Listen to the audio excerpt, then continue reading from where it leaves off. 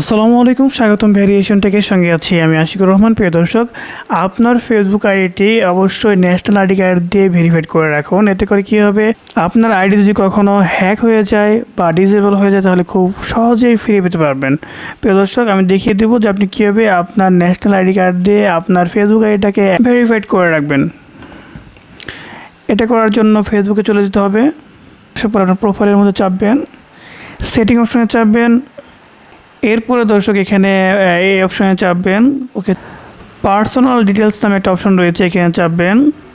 এখানে identity confirmation নামে একটা অপশন রয়েছে, এখানে চাপবেন। এখানে চাপার পরে এখানে আপনার কান্ট্রিটা দেখাচ্ছে, ওকে আপনি ইচ্ছা করলে কান্ট্রিটা সিলেক্ট করে দিতে পারেন।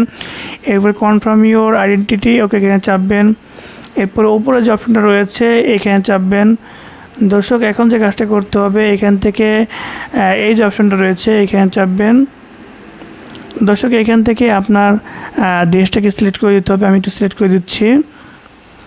এরপরে এখানে দুটি অপশন রয়েছে, উপরে যে অপশনটা রয়েছে এখানে চাপবেন।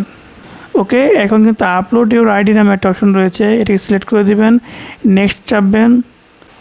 এখন আপনি এখান থেকে ন্যাশনাল আইডি কার্ড সিলেক্ট করে দিবেন, এখান থেকে নেক্সটে চাপবেন। ওকে, এখানে গেট স্টার্ট নামে একটা অপশন রয়েছে, এখানে চাপবেন। দর্শক, এখন ওকে দিয়ে দিচ্ছি আমি ছবি তুলে।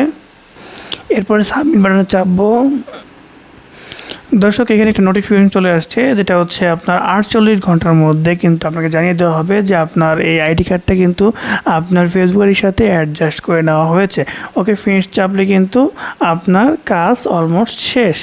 সো চমৎকার একটা ভিডিও। আজকে ভিডিও যদি ভালো লাগে থাকে অবশ্যই লাইক দেবেন, কমেন্টে মতামত জানাবেন এবং ভেরিয়েশন টেকের পায়ে থাকার জন্য অবশ্যই সাবস্ক্রাইব করবেন। দেখা হচ্ছে পরবর্তী কোনো ভিডিওতে। সে পর্যন্ত সকলেই সুস্থ থাকবেন, ভালো থাকবেন সেই প্রত্যাশায় আজকের ভিডিও শেষ করছি। আসসালামু আলাইকুম।